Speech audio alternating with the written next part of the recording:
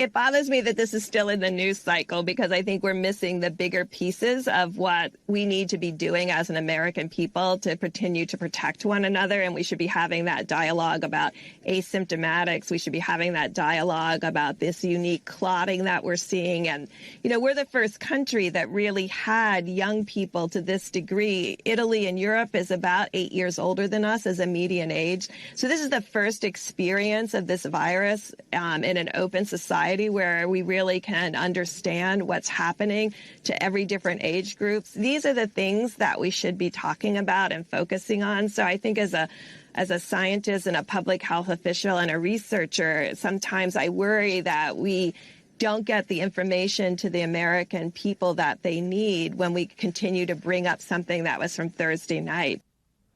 Oh, you mean the media is a bunch of irresponsible hacks? Here's Dr. Birx, who I'm sure is going to, all of a sudden, you're going to see a bit of a change in tone from St. Fauci and St. Birx to, oh, well, why is Birx doing Trump's bidding? You already started to see some of it over the weekend. Oh, she's a hack just doing what Trump says. This woman has worked in public health at the highest levels for decades. She's been working on saving people from HIV, particularly in Africa, where millions and millions of lives have been saved by HIV prevention efforts. And yet now, because she calls out the media's gotcha games bullcrap, the stuff that we know they're doing, it, but they're starting to turn on her. They're starting to feel like she's not the super genius that we had all been led to believe when she was telling us, dealing with what were effectively worst case scenarios on this. They don't feel quite the same way about her right now. And it's just a reminder, folks, that the news media, even right now in a crisis, America's house is on fire and the news media wants to run stories on how they don't like the house owner.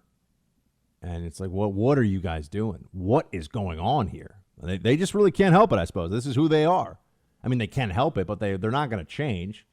This is the reality of the news media that we are dealing with. And unfortunately, this is the media we're stuck with.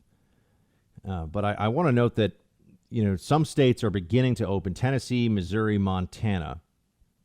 They're the latest ones, according to Fox News here, that have taken steps toward opening. And you're going to see these states they're going. I mean, I really believe they're going to be okay.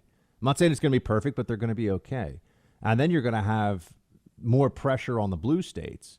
But red states are not perfect here either. This is where you get when I say not perfect, I mean that there have been things that have happened in some red states that are very concerning. This is where you have this story, what was it, on the Blaze of a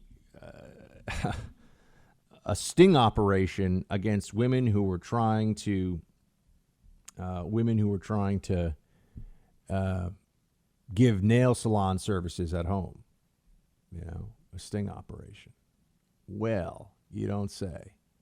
That's really a good usage of police resources, isn't it? That's really something that's worth people doing. Trying to paint people's nails for them. So the police set up people undercover to make sure they get the women who are trying to make a living by painting people's nails at their homes. This is so stupid. It's so absurd. But we see this happening. We see this happening in state after state, time after time. And it's because that there's a mentality here. There are people who are in positions of authority. There are people who believe that they are the ones that have to tell us how we deal with this and what acceptable risks are and what are not. And they do not like challenges to their authority. They do not want to hear about how Sweden is doing well. They don't want to hear even about other states that are reopening that have not had anywhere near the cases we have in the U.S. You know what? I also think a part of this is that everyone recognizes that our experts in the scientific community, so far we've had mixed results at best with the therapeutics that we have available to us right now. Who knows if a vaccine is going to be particularly effective and how soon it will be effective, how soon we'll actually have one. So waiting for medicine to save us, I do think that there was, and look, I'm guilty of this in my own head. Just the idea that we might be able to go back to living normal lives sooner because of some huge breakthrough. And what could be sweeter? What could be greater than that, right? But no, the same medical community that can't cure the common cold is going to have a challenging time with this. I can tell you that right now. Medical researchers around the world. And Look, I don't know the first thing about any of this, and this is not my area, but I'm just telling you, if we're waiting for the experts in this realm to just give us the silver bullet, we're going to be waiting a very long time. And our whole society, our whole way of life will deteriorate around us while we're playing that waiting game. We can't do that. You absolutely cannot allow that to be the way that this goes forward. So then we also have the left and their complaints about all of this, which are, I have to just say, are stunning, absolutely stunning. Here's Nancy Pelosi. And this is a great Pelosi moment in that it really distills the essence of Nancy Pelosi. She's so shameless. And if we had a real press that was oppositional and that was interested in truth, Pelosi would be scared to go on any of these shows because she would just get constantly blasted for all of the misdirection, all the lies, all of the just most blatant political crap that she pulls. But instead, she knows that she's going into friendly territory all the time, with the exception of when she's on Fox News. And I can't remember the last time Pelosi was on a Fox News show. Maybe she does the Sunday shows because Chris Wallace is a very kind of, neutral, centrist interviewer. But I don't know that she's done any of the other Fox News shows recently because she's obviously not going to subject herself to having anyone ask a question about what a huge fraud she is on all of this. But here's Pelosi on the remember you have to remember the timeline here. Pelosi was opposed initially to Trump's China travel restriction. Said that it was racist, wasn't good. We're gonna, it's not worth it. We shouldn't be doing this. She was a terrible idea. And now her criticism is effectively, well, it wasn't enough. It wasn't enough. That's the shift that Nancy Pelosi has made here. Play clip 3. Actually, tens of thousands of people were still allowed in from China. So it wasn't as it is described as this great moment. There were Americans coming back or green card holders coming back, but there were tens of thousands. So if you're going to shut the door because you have an evaluation of an epidemic, then shut the door. Oh, so it wasn't strong enough, is her complaint now. And here's the problem that Nancy Pelosi has in making this case. Do you know what we call those tens of thousands of Americans who are coming back from China? Americans. So she doesn't understand. These are citizens and green card holders. You're going to tell them they can't come back to their home country? Now, maybe we should have put them into quarantine right away, but hindsight is 20/20. But could you imagine the outrage from Nancy Pelosi? I don't just mean in general. Imagine the outrage from Nancy Pelosi if, when all of this was going on, the president had said, well, if you're coming back from China, obviously we're going to have a fair number of people who are Chinese Americans who are coming back from travel there, who are citizens or green card holders. And if you come back and, or you're not allowed to come back, never mind even putting them into quarantine right away, you're not allowed to come back. Find somewhere else to live while we figure this out. First of all, I don't even know how you deal with the constitutionality of that. I mean, you get a lot of problems. You'd have a lot of issues. But that's now Pelosi's claim. What was unnecessary and severe is now not severe enough. And she acts like she knew this all along and she has all the answers. Just appalling. I mean, she is a truly appalling and really deranged by politics at this point. But she manages to still say this stuff. She manages to continue to just make these claims and does not get any of the pushback that you would expect, does not get anyone, asking her real question. I shouldn't say that you would expect, that you would hope for if we had a serious press corps, but we simply don't. But then again, Adam Schiff could also run around saying stuff like this. Remember, this guy's in the House Intelligence Committee. He was the point man on the impeachment of the president, which was just a disgusting exercise. Here's Schiff, play 16. I don't think we had any idea how much damage he would go on to do in the months ahead. There are 50,000 Americans now who are dead in significant part because of his incompetence, because of his inability to think beyond himself and put the country first. I don't think we would have ever anticipated that his brand of narcissism and his brand of incompetence, sometimes his brand of malevolence, would be so fatal to the American people. But probably, the strongest echo of what we were talking about during the trial was when he was earlier talking about how He didn't want to return the calls from governors. He didn't want his vice president to return calls from governors that weren't saying nice things about him, that really weren't saying things about him that he could then turn into campaign commercials, as indeed he has. That was such a profound and disturbing echo of what he tried to do with Ukraine. So sadly, as we pointed out during the trial, a man with no moral compass will never find his way, and this president certainly hasn't. Does anyone think that Adam Schiff has a moral compass? Adam Schiff might be the slimiest, most dishonest person in the entire United States Congress, which is a remarkable feat. I mean, that's a truly stunning accomplishment for somebody to have, given how many liars and how many disgraces are in the Congress. But he sounds like a crazy person here. Yeah, Trump is responsible for 50,000 deaths. Notice the problem they will have as they continue this line of really just gutter attack. I mean, just the grossest, most underhanded, most despicable politics. Are all of the European countries, are all their prime ministers guilty of murder too? Do they all have blood on their hands? In fact, find me a major country. Does any government not have blood on its hands? And at what point, if every government has blood on its hands, what does that even really mean? Other than governments can't protect you. Governments are incompetent by their nature.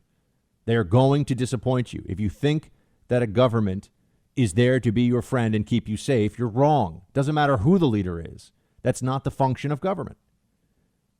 All right? It does what it can in this case to try to protect us, but it's always going to disappoint you. It's never going to be enough. But you won't hear that from the Democrats. You won't hear that. Instead, you'll hear the usual attacks about how Trump is completely and utterly bereft of any moral compass, and he's a terrible person, and he's responsible for all this. Meanwhile, they offer up none other than Joe Biden as the answer here, as if Joe Biden would do such a better job figuring all this out. Oh, and in case you're wondering, now Pelosi has in fact endorsed Joe Biden. Oh, this is a big one, folks. Ooh, this is really going to move the needle. Play it, Mark. Today, I am proud to endorse Joe Biden for President of the United States because he will be an extraordinary president. He knows how to get the job done. Yeah, that's right. Joe Biden. That's who they say would do it better. We're dealing with an enormously complicated issue, really a once-in-a-century pandemic. And if only the guy who talks about the weird blonde hairs on his legs and sniffs women's heads by his own admission and by photographic evidence, and now has a completely credible, and I really mean credible, sexual assault allegation against him from when he was a United States senator. That's the person the Democrats are telling you, if only he were in charge, this would all be so much better. They can't really believe this, but we know that it doesn't matter whether they believe it or not. It's useful to them right now. What is the only principle the Democratic Party holds firm to? The pursuit of power, which is not really a principle. That's the only thing they really care about. Everything else is pushed aside at a moment's notice. Anything else is completely disposable. I mean, Nancy Pelosi and morality, that's funny, right? That's a joke. But I want to talk about how the media is trying to handle the fact that now the word is out. And after all this stuff against Kavanaugh, and we will talk a little bit more about the General Flynn situation, too, because we're getting more answers about this. Oh, your humble conservative hosts like yours truly, and among others, somehow we've been right on Russia collusion. We've been right on General Flynn. We were right on Kavanaugh, right on these things all along. And the facts, additional facts after those fights were had in public, prove that to be the case. But do you see any penance from the media whatsoever about their efforts to destroy these people? Do you see anyone caring about how wrong they've been all along in the mainstream media? No, of course not. Because they knew that they were serving a purpose at the time. That was what mattered. But let's take a look at the Joe Biden situation.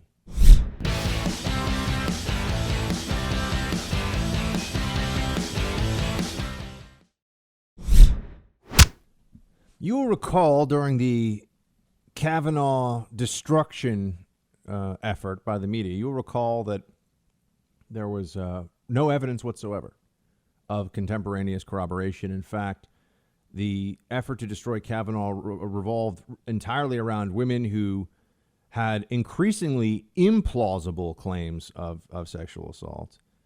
starting with the least obviously false, I think you call it that, with Christine Blasey Ford, and then going over to Deborah Ramirez.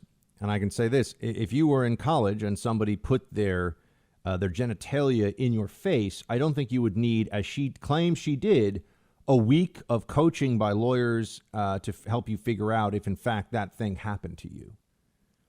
That strikes me as highly implausible, but that was what we were told.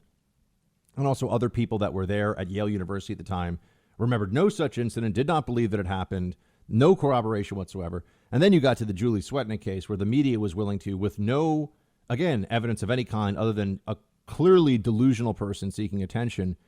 And there were others, as I've told you. There were women who came forward who said that Brett Kavanaugh raped them on a boat in a state he had never been to. Right, so there were people who came forward. We were being told in this instance that women have a right to be believed, and there were women who lied as a matter of record, because that's why the Senate Democrats didn't even produce those allegations. There were people who, this was an all-hands-on-deck effort to destroy a person who was viewed as a threat to Roe v. Wade and as a threat to the liberals' preferred composition of the Supreme Court. So it was an anything-goes situation. It was an anything-goes moment.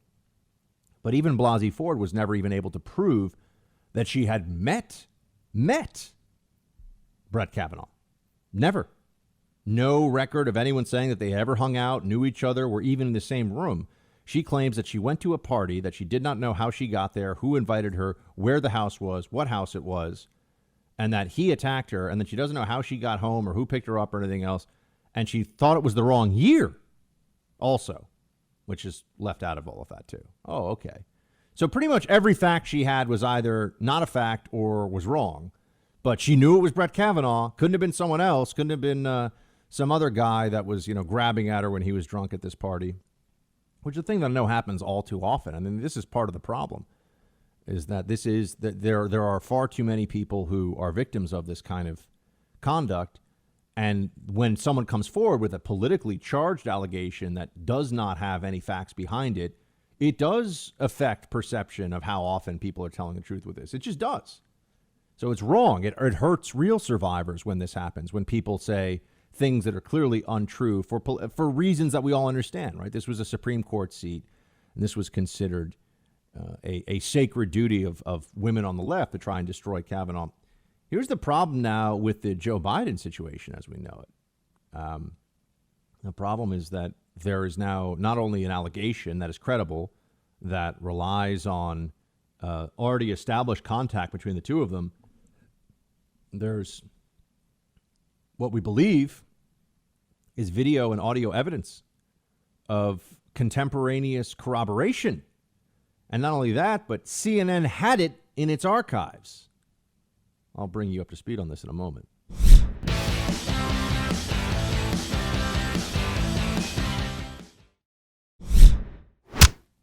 So here's where we are with the Democrat nominee for the presidency, Joe Biden. As I've already told you, the way that the media, the national press, treated the Kavanaugh situation was that any allegation against him was to be believed, no matter how flimsy it was in terms of evidence, or even how not credible it would seem at first look. And that was a situation where there were a lot of people that said that they didn't believe that it happened, or that they couldn't give corroboration for it. There was no evidence that could be presented. But the standard was not only should a woman have a right to be believed, the standard was that if there's even a doubt that is created about this person's ability, if there is any doubt whatsoever, then ability to do this job, credibly and in the eyes of the public, then we deserve something better, so that person should step down. That was the standard for Kavanaugh, that the media set up and that we were told we should all adhere to. How can that now not be the standard? If it's for a Supreme Court justice, how can it not be the standard for a president? Now, we all know that they covered up stuff with Bill Clinton for a long time, too, that Bill Clinton was credibly accused of rape. We know that, right? That is on the record. That has been long established. Media didn't care. But now, in the post-Me Too era, when they were so clear, so definite in what the standards were for gauging this kind of conduct, for deciding what should happen and what's believable and what's not, They're willing to toss this all out because of politics. We know this. Here's the problem that they currently have to deal with. And they're going to go through a lot of supposed soul searching and processing, and they're going to use a lot of fancy words that mean one thing and one thing only. They're not going to do squat about this. They're not going to do anything about it. They're just going to say, oh, yeah, we talked about it. We covered it. We covered it in the back of the newspaper. We didn't mention it on air on TV, but sure, yeah, no, we covered it. We're still looking. We're still researching. They're going to be researching Joe Biden's sexual assault allegations in 20 years, meaning they're never going to really research it. They're just going to keep saying that. Oh, no, we're still looking at it, still trying to figure stuff out. Here's the problem, though. You know, we were also told that contemporary corroboration is meaningful, right? Because at least that establishes that the person did not, as I believe the Kavanaugh accusers did, come up out of nowhere with, I'm going to be a hero to women, to the women's movement, to the left, by destroying this guy before he can be on the Supreme Court. And so they just made up stories, people that knew him from his life, but they just made it up. The problem that Biden has is that this isn't somebody who just made it up now because she doesn't want Biden to be president. This is somebody who, according to what we now have as at least circumstantial evidence, she was telling people about this at the time. And the timeline all matches up for when she left the job and what she did next. Here is audio of Tara Reade's mother back in 1993, allegedly calling into CNN to discuss how her daughter something bad happened to her, and it was from a prominent politician. Here, this is what the audio of it sounds like. Play clip 2. We're back. A couple more phone calls on this very important topic. Our guests are former United States Senator Howard Baker, Richard Allen, former National Security Advisor, and Lois Romano of the Washington Post. San Luis Obispo, California. Hello. Yes, hello. I'm wondering what a staffer would do besides go to the press in Washington. My daughter has just left there after working for a prominent senator and could not get through with her problems at all. And the only thing she could have done was go to the press, and she chose not to do it out of respect for him. Or she had a story to tell, but out of respect for the person she worked for, she didn't tell it. That's true. Now, but these are the people who do come to the Lois Romanos, right? The staff worker who says, I want to let you know about what's going on, either with my boss or the guy down the hall. And a lot of these people have a sense of obligation. They feel that this public official should be accountable if it's something They're wrong. whistleblowers to the press. Guess where Tara Reade's mother was living in 1993 when that phone call was made to the Larry King Show? San Luis Obispo, California. Guess when Tara Reade had just left her job? Right around then. People who have heard, including Tara Reade, have heard the audio, have said, yep, that's Tara Reade's mother. So what are we to make of this? She clearly had a problem with Biden back then. It made her leave her job, and it was so troubling that even her mother was calling into Larry King Show to say, this is the situation. So she didn't just come up with this story now because she doesn't want Biden to be president and she likes Trump. In fact, I want to understand she's a Democrat, but I'm sure that won't get much play. So what do the Democrats do about this? You know what's funny is we all know what they're going to do, which is nothing. This will just be treated like it's a thing that we all know but cannot be spoken of. Can't talk about this. Doesn't have any resonance, doesn't have any impact or power. Joe Biden has to beat Donald Trump. That's all that matters. Nothing else matters. I really believe that the Democrat Party could find out that Joe Biden had a long history of this. And I would note that bosses who tend to grab women and penetrate them against their will, which is what the allegation is here, tends not to be a one-off thing. There are bosses who do this, and they tend to be predators, and that's usually what you find out in there when you do a deep dive into their background and how they've really been. So is this woman even the only one with Biden? But I'll tell you this, if 5 women came forward and said that Biden did this, you know what the response would be from the media, from the press? Well, women accused Trump too, so can't do anything about this. The whataboutism, the double standards, it's going to be jaw-dropping. All the people in the media who were claiming that Kavanaugh should step down, claiming they believe Kavanaugh, their politics were quite obvious in that whole process. They're the same people now who are not saying anything about what the allegations against Joe Biden are. And I would note, because I also think that this is important, I think this is something that we need to keep in mind. There's no accountability whatsoever for the press doing what they did. The lies that they told, the willingness to cast aside any effort at impartiality, at being nonpartisan, and being wrong. They were wrong. They're wrong about Kavanaugh, and they're going to feign ignorance and stupidity about Biden, because what else are they going to do? There's nothing about this allegation that rings false. And if 5 women came forward and said that Joe Biden had done this to them, they would still say the same thing. Nope, none of them have a right to be believed. Too much at stake here for the left, too much power. They hate Trump that much. How can anybody who's a journalist be taken seriously with this? I mean, you go back and look at what people were saying on the left, what the Democrat media was saying about Kavanaugh at the time, those who believed all this. They've set a standard here that they just simply are going to forget that they set. They're going to just pretend it never happened. Because these people, I really tell you this, among the worst human beings in America in professional life who are treated generally well and think that they're important are mainstream journalists. They're among the worst people in the country in any profession. Yeah, there's cartel hitmen who are worse, but I'm saying for a profession that thinks of itself as being elite and worthwhile and really important to the functioning of our republic, journalism is rotten in America. Not all journalists are rotten, but journalism in general is rotten. There's no other explanation for how this Joe Biden allegation is being handled versus the way that the Kavanaugh situation was handled. Do you think that CNN found this in its archives, I would note? Nope. Someone else had to go and find this in CNN's archives. Wow. You mean that the same media that was able to find a 10-year-old, off-stage mic moment with Billy Bush and President Trump to try to destroy him, a classic October surprise, as dirty as it gets, right before the election? You mean that same mainstream media couldn't figure out this? It had to be brought to CNN's attention. Oh, wow. I don't think anybody's even a little bit surprised by that. I mean, CNN is on an anti-Trump jihad. We all know that. They've been on it for years. They're not going to change. But we don't have to show them respect as a media organization, as a journalistic enterprise, because they don't deserve respect for either of those things. They don't deserve respect in general.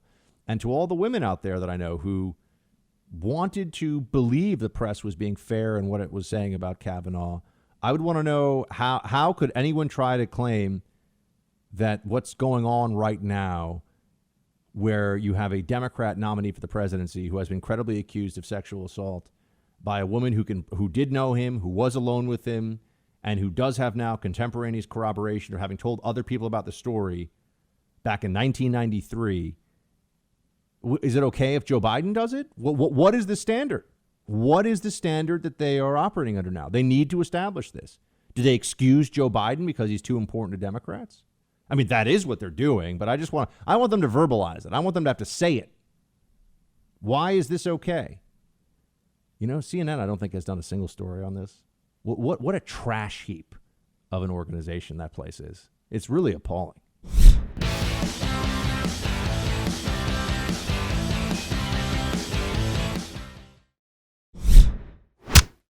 Would it be a mistake if Joe Biden didn't pick a woman of color to be his running mate? I think President Biden will do what he has always done, which is respect and value communities of color. I think he understands that Black communities and people of color are vital to the success of the Democratic Party, and I think he's going to pick the right person. I, of course, think that a woman of color can bring certain attributes. We have to lift up marginalized communities that do not trust that they will be served because they have been the hardest hit by this pandemic. In the state of Georgia alone, while we're only 32% of the population, African Americans comprise 54% of the deaths. And so, yes, having a woman of color on the ticket will help promote not only diversity, but trust. But I trust Joe Biden to pick the person he thinks is the right running mate for him. Man, the media is really helping out with the Stacey Abrams for VP campaign, aren't they? Keep on giving her as much of a platform as they can. Remember, this is a woman who lost the Georgia governor's race and then went around saying that she won it. So, she's got great judgment. But they're really doing everything they can to try to help, in part because, Chuck Todd putting an African-American female on his show that he's elevating as a likely Joe Biden or a possible Joe Biden pick makes Chuck Todd feel like he's doing his part for diversity and wokeness and doing what the left would want him to do. You see this in a lot of these other Sunday shows as well. I bring this up because you had, I think, a handful of different possible vice presidential picks for Biden that were showing up on the Sunday shows, which I think the Sunday shows are overwhelmingly garbage. I think they're trash. I think they're not very good. There's this old sort of inside DC. We need to have, the old Tim Russert model of things. It's all gone now. I mean, Chuck Todd is an intense mediocrity, and everyone knows it. And so are these other people that have these Sunday. Jake Tapper, he's the most boring man on television, but, whatever. They do this. They have these Sunday shows, and how many of them do you think asked Biden's vice presidential candidates, especially in the case of Stacey Abrams, a female, what do you think about the credible sexual assault allegation against Joe Biden? Do you think any of them got asked that question? Nope. They skip right past that one. Why is that? How can you be a journalist when you have a presidential contender? You only have two men left in this race now. It's Biden and Trump. One of them has, and it's just come to light that there's contemporaneous corroboration of the sexual assault allegation against Biden. How can you not ask that question? See, this goes to everything that we talk about here all the time, which is the bias that's going on, that people are pursuing an ideological agenda. And it's why you shouldn't watch ABC News tonight, even though I think like 12 million people do. You should listen to people that actually tell you what's true and who share your values and your view. Because the information is already out there. We all have access to more information than ever before. It's what values, what principles do you apply to it? What analysis do you do with it?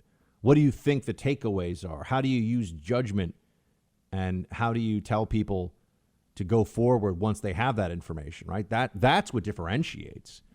Not having someone who looks and sounds fancy and who has really cool intro music and is on ABC News or any of these other platforms. Or you can watch CNN and have the likes of Jim Acosta still present himself as just an honest, objective journo, man. Play 15. I mean, I know why the president didn't take questions this evening. It's interesting to me that Kayleigh McEnany, the new spokesperson who, is over the top in her, Soviet-like praise of or rewriting of history on things, would say one thing, and then the president, they clearly didn't even coordinate their lies. They didn't, Anderson, and I think we found out today that the president's words have meaning, but they're also at times hazardous to your health. And I think that was part of what we learned today. And going to your point, Anderson, there just isn't enough disinfectant at the White House to wash away what the president did and the lies that were told to try to cover it up. I will tell you, Anderson, one of the reasons why he cut short that briefing earlier this evening, my sources tell me, is because the president was upset about the flack he was taking over his comments that people could use disinfectants to kill the coronavirus inside their bodies. Yeah, objective journos there. You got one guy who's a news anchor, Anderson Cooper, quote, news anchor. First of all, really doesn't sound particularly articulate there, does he? Like Kayleigh McEnany, so go back and listen to it. It's really paying that guy $15 million a year, something like that, $10-15 million a year for a job that you could replace him tomorrow and nobody would care and nobody would notice. But, Jeff Zucker likes him, so and he's the brand over there, whatever that means. Not Jeff Zucker, Anderson Cooper. And then you have Jim Acosta, who is clownish in his partisanship. And we got all these things going on in this country. Why is it that I'm here telling you about the data, talking to you about Sweden, about lockdowns, about all this, and these other, everything at CNN is just about Trump bad, Orange Man bad, Trump bad. Oh, and MSNBC, it's the same thing over there. It's not like they're any better. Here's a crazy Joe Scarborough. Is he still somehow listed as a conservative? I just want to know what Joe Scarborough is the Jennifer Rubin of conservative male TV pundits, in that all he does is bash the right, but still claims to have some affiliation with the right, I guess. The guy's just a jerk, too. People that I know that work with him say he's not a nice guy, really full of himself, which is interesting because he's another guy who's just intellectually deeply mediocre and has just played the game right, the corporate game, and gotten into a good position for himself financially. Not ethically, morally, or in terms of his contribution to society. Play 4. And the president had just said a couple months earlier that it was just one person coming in from China who was going to be swept away, or it was 11 or 15 people. Then let me just say, then the 25th Amendment is de facto abolished. And I'm not, we've got election coming up. I'm not saying that this is what Democrats should push for because it would only distract. I'm just saying, like my con law professor said about the 10th Amendment, that the massive growth of government, in effect, made void for all practical purposes the 10th Amendment. You can add the 25th Amendment to that right now because this president is behaving in a way that is so dangerous and extraordinarily irrational in the middle of a pandemic that is changing history, that is destroying our economy day by day, that's killing people, especially seniors, day by day, that if it were ever going to be used, it would be used now. It's not going to be used. So why don't we just stop? Why don't we just stop pretending that we have a 25th Amendment? Because we really, for all practical purposes, we don't. No, it's not a good point. They're both just not very bright.